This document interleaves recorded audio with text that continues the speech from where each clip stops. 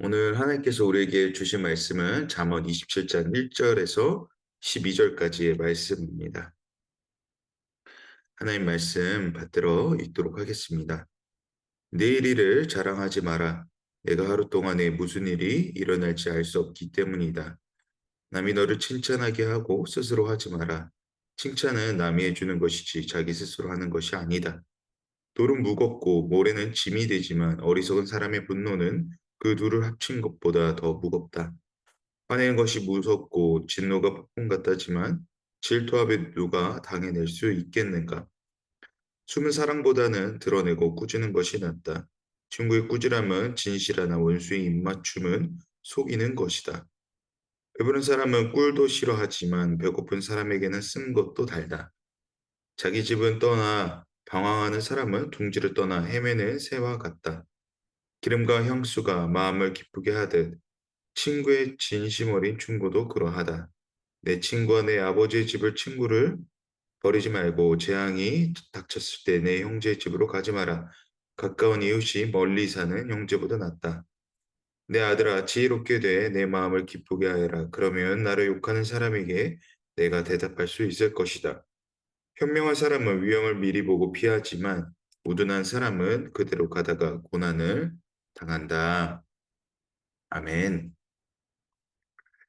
잠언 27장은 솔로몬이 쓴 잠언으로 특정한 주제를 가지고 밀도 있게 이렇게 다루는 것이 아니라 우리 앞서 나누었던 25장과 같이 여러 삶의 현장에서 부딪히는 여러 다양한 문제들에 대해 그리스도인이 어떻게 살아가야 하는가에 대해서 교훈을 하고 있습니다.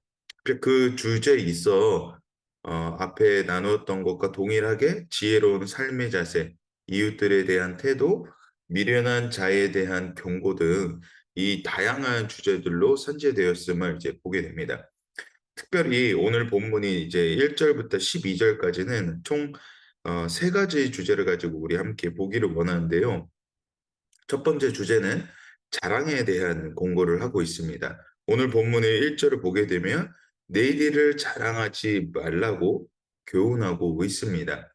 이는 앞으로의 올 일의 내일에 대해 어떤 자랑을 하는 것이 아니라 오늘 하루에 대한 최선을 다하라는 말을 하고 있는 것입니다. 다시 말해, 오늘 하루를 수고하지 않은 그저 아무것도 하지 않은 채 막연히 내일을 기대하는 삶은 어리석다라는 것을 이야기하고 있는 것이죠. 열심히 있어야 결과가 있는 것처럼 아무것도 하지 않는 삶의 행동은 미련한 것입니다. 예수님은 마태복음 25장에서 달란트 비유를 통해서 이와 동일하게 말씀하셨죠. 구원은 받았으나 그 은사를 받았음에도 아무런 행동을 하지 않은 자는 어리석고 게으른 종이다라고 말씀하셨습니다. 이와 같이 오늘 우리의 하루에 있어 최선을 다하는 삶은 구원받은 자로서 충성된 종으로서 마땅히 최선을 다해야 한다라는 것이죠. 아무것도 안 하고 누리는 사람을 우리는 백수라고 합니다. 그런데 이런 백수의 삶을 부러워하는 젊은 층들이 많다라는 것입니다.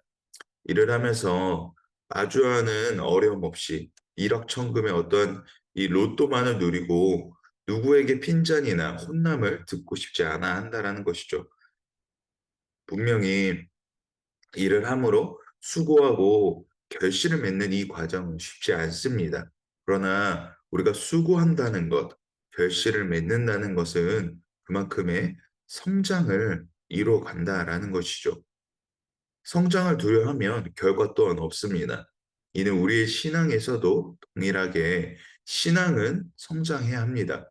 성장 없는 신앙에 대해 바울은 어린아이 같은 신앙으로 살아갈 것인가? 라고 우리에게 질문합니다. 다시 말해 구원의 그날까지 은혜 입은 거룩한 성도로 그 여정을 우리는 차츰차츰 걸어가야 된다라는 것이죠. 근데 이 걸음 가운데 내가 하는 것이 아니라 내 주 하나님과 동행하는 삶의 여정 속에서 성장을 이뤄 나아간다라는 것입니다. 그러므로 우리는 매일 주님과 동행하는 습관, 즉 말씀대로 살아가고자 하는 열심으로 곧 신앙의 어떠한 모양만 있는 것이 아니라 내용으로 가득 차 있는 신앙으로 성장해 나가야 될 것입니다.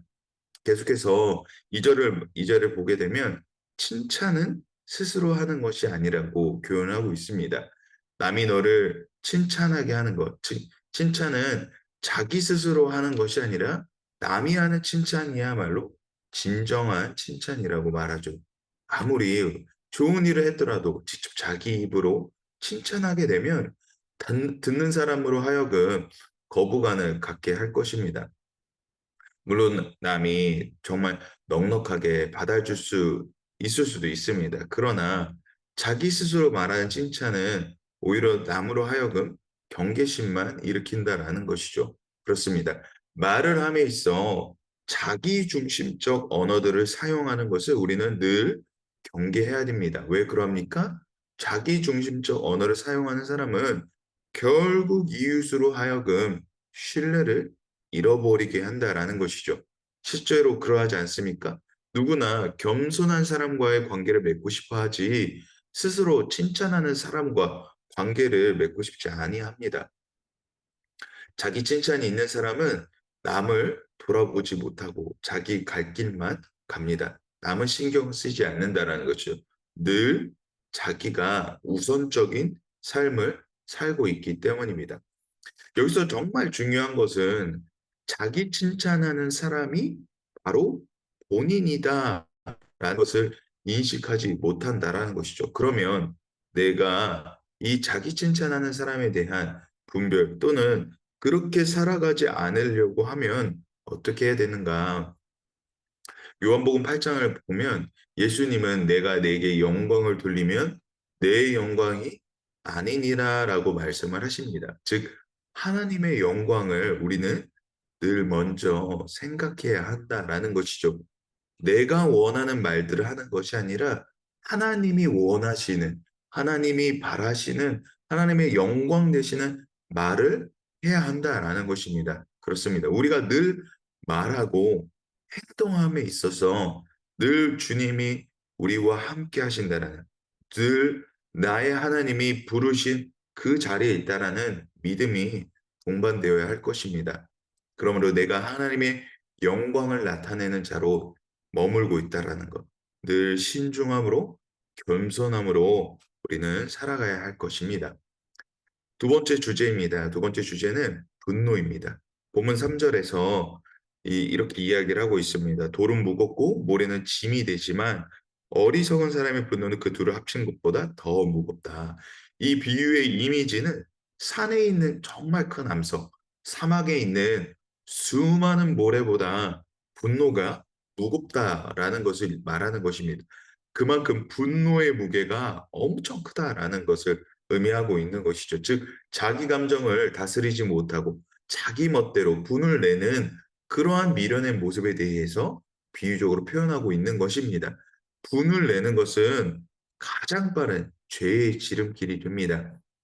현대 사회에서 분노는 가장 큰 이슈 중에 하나로 다루어지고 있죠. 그 분노로 인하여서 생기는 사회적 이슈가 정말 많다라는 것입니다. 이 분노, 사람의 분노는 왜 생기는가 할 때, 곧 자기의 마음에 합당하지 않았을 때, 이것이 의로움으로 반응하지 않고 자기 중심적으로 생각할 때 곧 분노가 일어납니다. 다시 말해, 분노는 내 기준에 맞지 않았을 때 새낀다라는 것입니다. 삶의 수많은 문제들 앞에 우리는 종종 마주하는 이 분노에 대해 어떻게 생각하고 조절해야 할까요? 본문에서 말하듯 분명 분노를 참아내는 것은 무거운 돌과 모래의 무게를 감당하는 것과 같이 이것이 정말 이 분노라는 것이 육적으로나 정신적으로나 쉽지 않습니다. 그러나 우리가 앞서 나눈 것처럼 하나님의 영광이 우리의 삶의 기준이 되어야 돼. 그 기준이 하나님 앞에 맞춰져 있을 때 이 분노가 하나님 앞에 절대되는 삶이 될 것임을 믿습니다. 나 중심이 아닌 하나님 중심으로 보는 것, 하나님의 마음으로 보는 것을 통해 내 마음이 내 마음이 중심이 아니라 하나님이 중심이 되는 그 은혜로 나아가야 될 줄 믿습니다. 마지막으로 세 번째 주제입니다. 세 번째 주제는 본문 4절에서 이렇게 이야기를 하고 있습니다. 화내는 것이 무섭고 진노가 폭풍 같다지만 질투 앞에 누가 당해낼 수 있겠는가?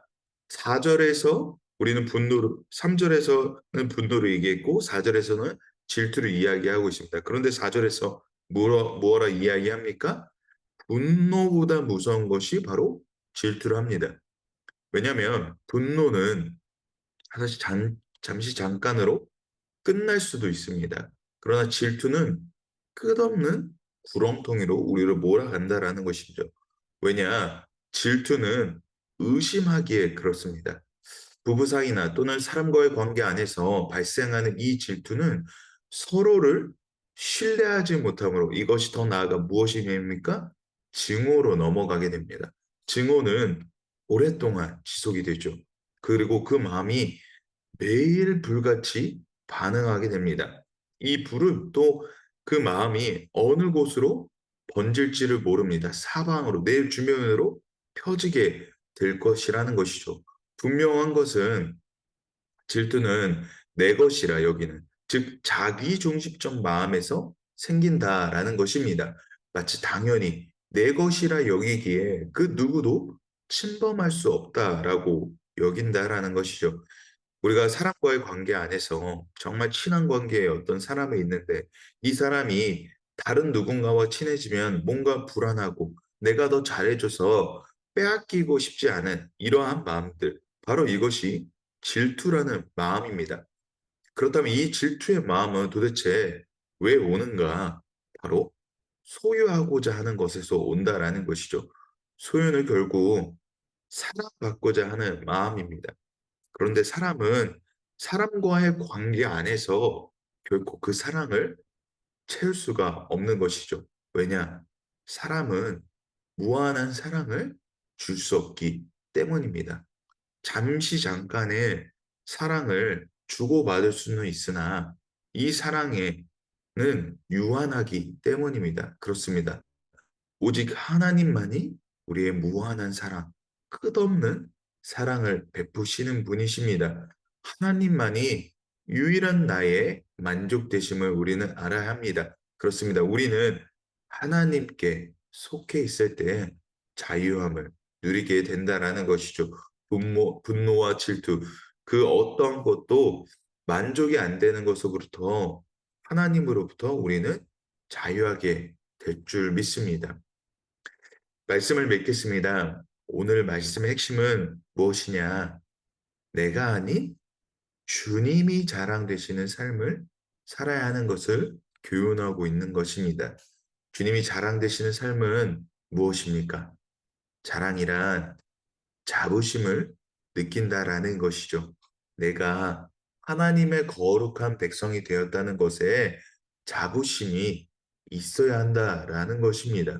이 땅을 살아가는 모든 성도는 이와 같은 하나님의 자녀로 내가 칭하심을 받았다라는 대한 자랑거리가 늘 있어야 할 줄 믿습니다. 이 자랑은 곧 하나님을 아는 것에부터 비롯이 될 것이죠. 하나님에 대해 알아야 하나님을 자랑할 것이 아니겠습니까? 하나님을 안다는 것은 내 입에서 늘 하나님에 대한 자랑거리가 넘쳐난다라는 것입니다. 왜냐? 하나님을 향한 감격과 기쁨이 늘 있기에 그렇습니다. 하나님을 아는 것은 어디로부터 옵니까? 말씀을 통해 오는 것이죠. 말씀을 통해 하나님을 알아간다라는 것입니다.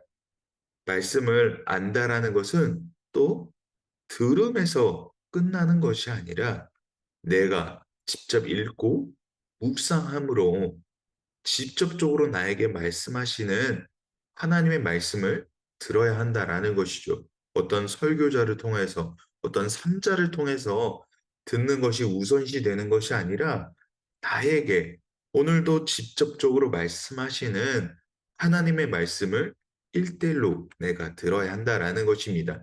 이 들음은 점차 무엇으로 변하게 됩니까? 하나님을 알게 되는, 하나님 중심적인 삶을 살아가게 된다라는 것입니다. 오늘 나눴던 분노와 질투, 이 모든 것들이 주님 안에서 결국 해소가 된다라는 것을 의미하고 있는 것입니다.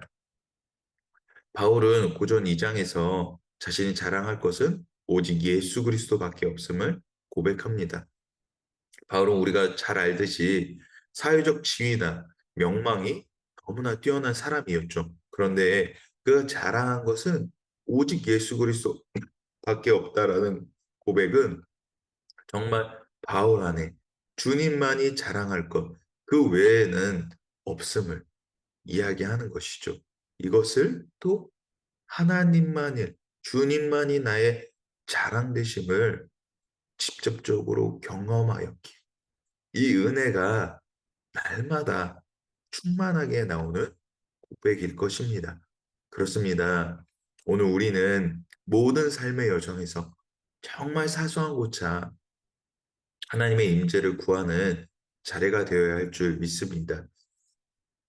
내 주 하나님이 오늘도 여전히 나에게 말씀하고 계시며 그 은혜가 곧 나를 생동감 있게 마치 흑백 사진에 컬러를 넣어 슬기가 돋게 하듯이 주 안에 있으므로 늘 우리의 인생은 그저 예수 그리스도만을 자랑하는 인생이 될 줄을 믿습니다. 그 인생이 하나님을 바로 알므로 통하여 내 주 하나님이 늘 나에게 말씀하시는 놀라우신 은혜임을 알므로 통하여 오늘도 그 은혜의 물결이 오늘 우리의 고백이 되어 이것이 자랑으로 나타나는 오늘도 그런 은혜가 여러분에게 있게 되기를 소망합니다. 그 은혜 가운데서 하나님께서 말씀하여 주실 때 아멘으로 하나님 오늘도 나에게 말씀하시군요. 오늘도 나의 삶의 작은 요소조차 하나님 앞에 맡겨드립니다. 하나님 나에게 오늘 말씀하시는 것이 무엇입니까? 주님, 주님의 종이 듣겠습니다. 라는 고백이 오늘 우리의 삶에서 지속적으로 하나님 앞에 드려지며 나아가는 그러한 은혜가 오늘 우리 안에 있게 되기를 소망합니다.